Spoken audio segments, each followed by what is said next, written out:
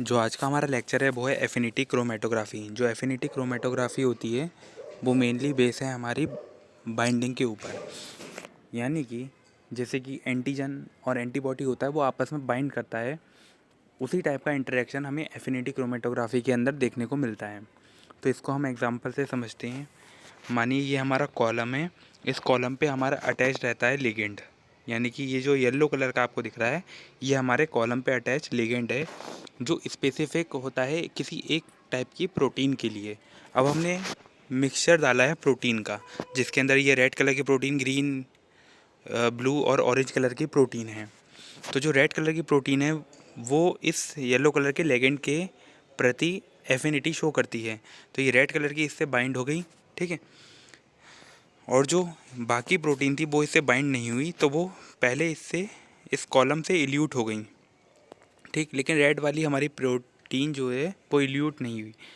बाकी protein elute हो गई जब हमने इसमें इल्यूशन बफर डाला, ठीक है। तो हमारी रेड वाली प्रोटीन हम इससे सेपरेट कर सकते हैं बाकी सारी प्रोटीनों से, ठीक है। अब जब हमें रेड वाली प्रोटीन सेपरेट करनी है, क्योंकि वो तो इस पर बाइंड हो गई है, बाकी सारी प्रोटीन सेपरेट हो चुकी हैं, लेकिन रेड वाली तो बाइंड है ना, उसे सेपरेट करने के लिए हम एक दूसरी टेस्ट ट्यूब इस यहाँ पे लगाएंगे और इसमें साल्ट की कंसंट्रेशन धीरे धीरे इंक्रीज़ करेंगे। जैसे जैसे हम साल्ट की कंसंट्रेशन इंक्रीज़ करेंगे ये रेड कलर की प्रोटीन सेपरेट हो जाएगी, ठीक है। वही चीज़ हमारे इस कॉलम में समझाई गई है।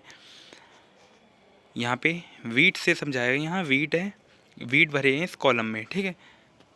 इसमें रेड कलर का ये लिगेंड लगा हुआ है और ये ग्रीन कलर की प्रोटीन है। यहाँ पे और भी प्रोटीन है, जैसे ये पर्पल कलर की, येलो कलर की प्रोटीन है, लेकिन ये जो लिगेंड पे बाइंड करा है केवल ग्रीन कलर की प्रोटीन ने बाइंड किया। यहाँ दिख रहा है ग्रीन कलर की प्रोटीन ने रेड कलर के लिगेंड पे बाइंड कर लिया, लेकिन बाकी प्रोटीन ने लिगेंड पे बाइंड नहीं किया। तो ये प्रोटीन जो होती है सबसे पहले इल्यूट होंगी जब हम इल्यूजन बफर डालेंगे इसके अंदर, ये वाली प्रोटीन इल्यूट हो जाएगी। लेकिन जब हम कंसंट्रेशन साल्ट की इंक्रीज़ करेंगे इल्यूजन बफर में तो क्या होगा, तो ये जो ग्रीन कलर की प्रोटीन है वो सेपरेट होगी हमारे एक नई टेस्ट ट्यूब के अंदर। इसीलिए इस एफिनिटी क्रोमेटोग्राफी से हम एफिनिटी के द्वारा कोई भी प्रोटीन वगैरह सेपरेट कर सकते हैं।